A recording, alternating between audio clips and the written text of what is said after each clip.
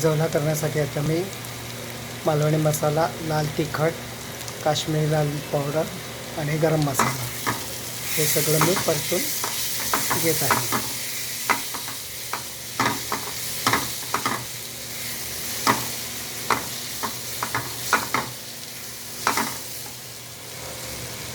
त्यात आता मी टाकत आहे हा जवला.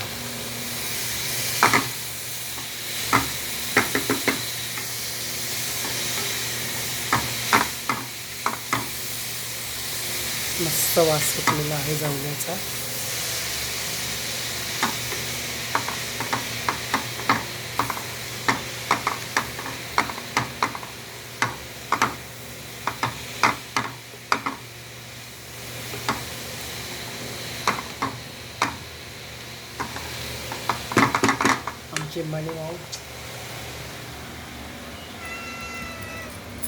आमची मनीमाऊ वास काढते.